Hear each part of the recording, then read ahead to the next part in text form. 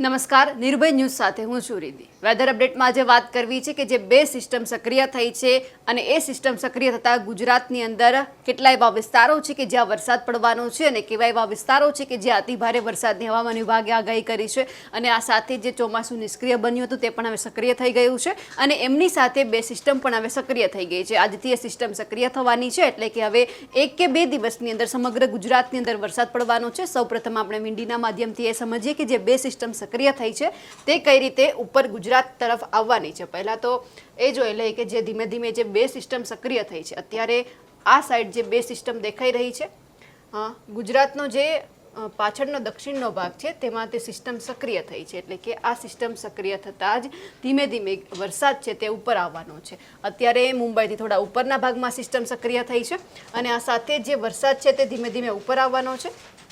એટલે ક્યાંક ને ક્યાંક ગુજરાતની અંદર પણ અતિભારે વરસાદની હવામાન વિભાગે આગાહી કરી છે. આ સાથે જ એ જાણવું છે કે હવે જે સિસ્ટમ સક્રિય થઈ છે તેમને લઈને હવે હવામાન વિભાગે શું આગાહી કરી છે. ધીમે ધીમે જે સિસ્ટમ સક્રિય થઈ રહી છે એટલે કે જે સિસ્ટમ છે તે ઉપર આવવા લાગશે અને ગુજરાતની અંદર જે બધા જ વિસ્તારો છે ત્યાં અતિભારે વરસાદની આગાહી કરવામાં આવી છે. વિંડીના માધ્યમથી એ સમજીએ, જ્યાં સિસ્ટમ સક્રિય થઈ છે તે દક્ષિણના ભાગમાં પણ આવવાની છે. એટલે કે અત્યારે જ્યાં જોઈ શકાય છે કે વરસાદ છે તે સમગ્ર ગુજરાતની અંદર જોવા મળવાનો છે. અત્યારે આ બ્લુ કલરનું જે નિશાન દેખાઈ રહ્યા છે તેમને લઈને એ જાણી શકાય છે કે ગુજરાતની અંદર છે તે વરસાદ આવવાનો છે. કચ્છમાં પણ વરસાદની આગાહી છે. આખા જે સૌરાષ્ટ્રનો પટ્ટો છે, આ સાથે દક્ષિણનો જે ભાગ છે અને ઉત્તરનો જે ભાગ છે અને મધ્યનો ભાગ, આ બધી જ જગ્યા પર વરસાદની હવામાન વિભાગે આગાહી કરી છે. હવે આપણે એ જાણીએ કે ગુજરાતની અંદર જે વરસાદ આવવાનો છે કયા કયા વિસ્તારમાં કઈ કઈ જગ્યા પર કેટલો વરસાદ પડવાનો છે અને કયા વરસાદની આગાહી કરવામાં આવી છે. સૌપ્રથમ તો એ જાણીએ કે આપણે કચ્છથી લઈએ. કચ્છની અંદર હવામાન વિભાગે જે આગાહી કરી છે એ મુજબ ગાજવીજ સાથે હળવો વરસાદ પડવાનો છે. એટલે કે ત્યાં કોઈ ભારે વરસાદની શક્યતા વ્યક્ત નથી કરવામાં આવી. કચ્છની અંદર હળવો વરસાદ છે. આ સાથે જ ઘણા એવા સ્થળો છે કે જ્યાં ગાજવીજ સાથે હળવાથી મધ્યમ વરસાદની આગાહી કરી છે, જેમની અંદર સૌરાષ્ટ્રનો આખો વિસ્તાર આવી જાય છે. મોરબી, સુરેન્દ્રનગર, બોટાદ, ભાવનગર, અમરેલી, ગીર સોમનાથ, જુનાગઢ, રાજકોટ, જામનગર, પોરબંદર અને દેવભૂમિ દ્વારકા, જ્યાં સૌરાષ્ટ્રનો આખો પટ્ટો છે. આ સાથે જે દરિયાઈ વિસ્તાર છે એ જગ્યા પર હવામાન વિભાગે હળવાથી મધ્યમ વરસાદની આગાહી કરી છે. હવે એ જોઈએ કે હવામાન વિભાગે એવા કયા કયા સ્થળો છે કે જ્યાં ગાજવીજ સાથે હળવાથી મધ્યમ વરસાદની આગાહી કરી છે. તેમની અંદર આપણે જોઈશું તો ઉત્તરનો જે ભાગ છે, ઉત્તરથી મધ્ય અને દક્ષિણનો જે ભાગ છે તેમને આખાને કવર કરી લે છે વરસાદ, કે જે હળવાથી મધ્યમ વરસાદની આગાહી કરવામાં આવી છે. ઉત્તરનો બનાસકાંઠા, પાટણ, મહેસાણા, સાબરકાંઠા, ગાંધીનગર, અમદાવાદ, આ જે વિસ્તારો છે ત્યાં પણ હળવાથી મધ્યમ વરસાદની આગાહી કરવામાં આવી છે. અરવલ્લી, મહીસાગર, ખેડા, આણંદ, પંચમહાલ, દાહોદ, વડોદરા, છોટાઉદેપુર, ભરૂચ, નર્મદા, આવી આટલા વિસ્તારનો સમાવેશ કરવામાં આવ્યો છે કે જે હળવાથી મધ્યમ વરસાદની આગાહી કરવામાં આવી છે. આ સાથે જ સુરત, તાપી, નવસારી, ડાંગ, દમણ, વલસાડ, દાદરા નગર હવેલી, આ વિસ્તારમાં પણ હળવાથી મધ્યમ વરસાદની આગાહી કરવામાં આવી છે. રવિવારે વાદળછાયું વાતાવરણ જે દક્ષિણના ભાગમાં હતું ત્યાં વરસાદ પણ પડ્યો હતો. સુરત, નવસારી, તાપી, ભરૂચ, નર્મદા, વડોદરા, આ એટલા વિસ્તારો છે કે જ્યાં ગઈકાલે પણ વરસાદ નોંધાયો હતો. અને એમની સાથે અમદાવાદની જો વાત કરવામાં આવે તો અમદાવાદની અંદર પણ અમુક જગ્યા પર વરસાદી વાતાવરણ જોવા મળ્યું હતું અને અમુક એવા વિસ્તારો હતા કે જ્યાં ખાલી છાંટા પડ્યા હતા. એટલે કે ધીમી ધારે વરસાદ કહી શકાય એમને. હવે એ જોવાનું છે કે હવામાન વિભાગે જે આગાહી કરી છે તેમાં સૌથી વધારે કયો એવો વિસ્તાર છે કે જ્યાં હવામાન વિભાગે આગાહી કરી છે ત્યાં અતિ ભારે વરસાદ પડવાનો છે. એવા ઘણા છૂટાછવાયા સ્થળ છે કે જ્યાં ભારેથી અતિ ભારે વરસાદની આગાહી કરવામાં આવી છે, ખૂબ ભારે વરસાદની આગાહી કરવામાં આવી છે, જેમની અંદર દાહોદ અને છોટાઉદેપુર, આ એ બે વિસ્તાર છે કે જ્યાં ખૂબ ભારે વરસાદની આગાહી કરવામાં આવી છે.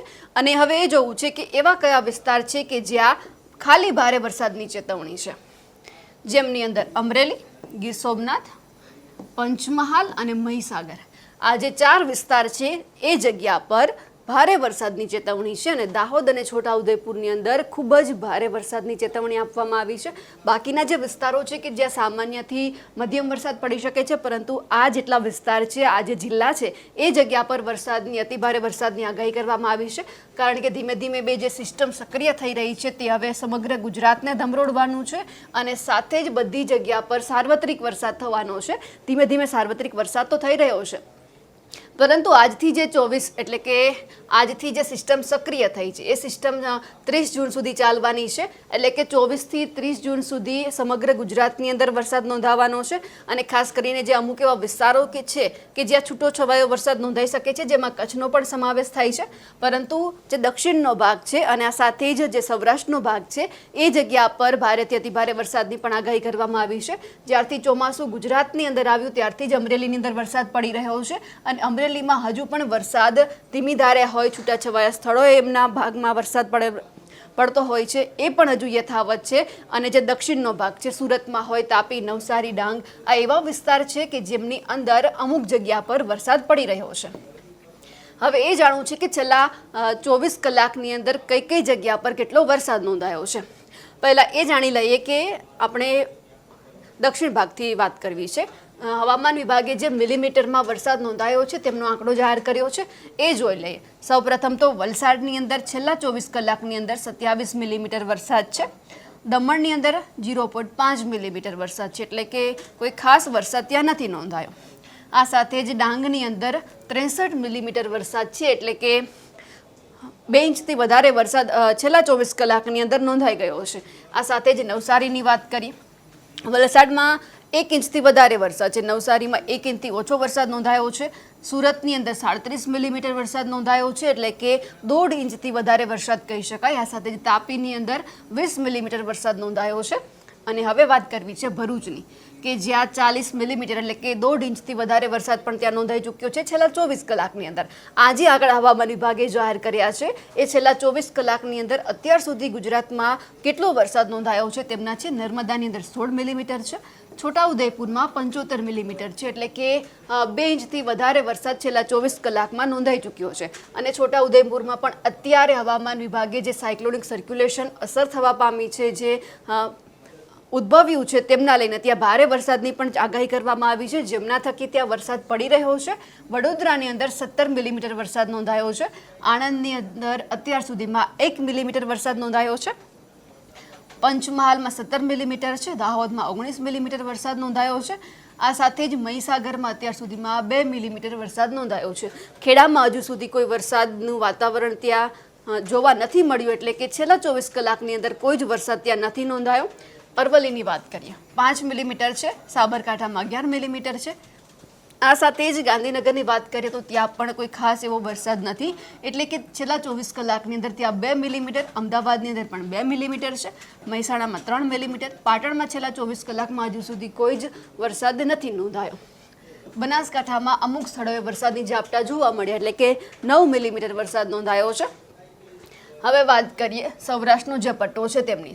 સુરેન્દ્રનગરમાં અત્યાર સુધીમાં 34 મિલીમીટર, છેલ્લા 24 કલાકની અંદર 1.5 ઇંચથી વધારે વરસાદ નોંધાયો છે. મોરબીમાં 40 મિલીમીટર છે, એટલે કે ત્યાં પણ 1.5 ઇંચથી વધારે વરસાદ કહી શકાય.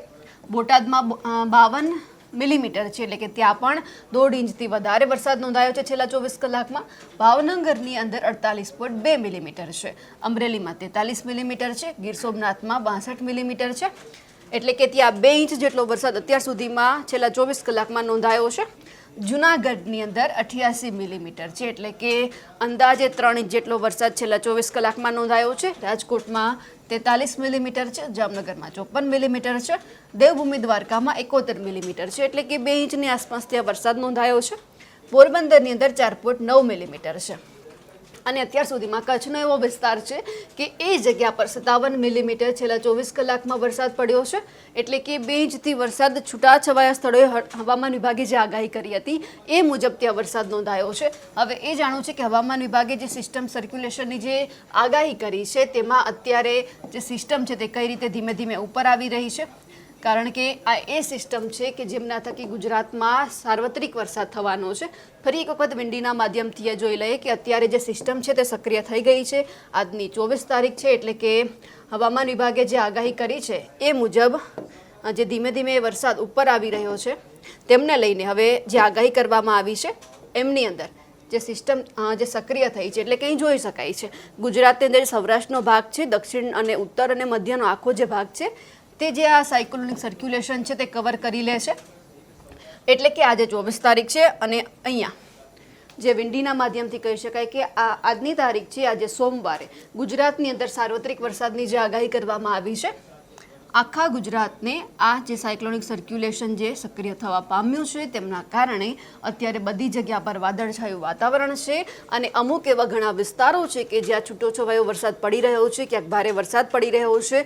સવારથી જે સુરતના એવા વિસ્તારો છે કે જ્યાં વરસાદ પડી રહ્યો છે, વડોદરામાં પણ વરસાદ પડી રહ્યો છે, ભરૂચમાં પણ વરસાદ સવારથી પડી રહ્યો છે, અમદાવાદમાં વાદળછાયા વાતાવરણની વચ્ચે ક્યાંક હળવોથી મધ્યમ વરસાદ પણ અમુક વિસ્તારમાં નોંધાયો છે. સિવાય અત્યારે કચ્છમાં કંઈ જ નથી દેખાતું. બાકી જે સૌરાષ્ટ્રનો જે આખો પટ્ટો છે તેમાં પણ વરસાદ જોવા મળી રહ્યો છે અને આ સાથે જ જે દક્ષિણ છે, મધ્ય છે અને ઉત્તરનો ભાગ છે, ઉત્તરના અમુક બનાસકાંઠા પાટણને બાદ કરતા બાકીનો જે બધો વિસ્તાર છે ત્યાં પણ અત્યારે વરસાદ નોંધાઈ રહ્યો છે.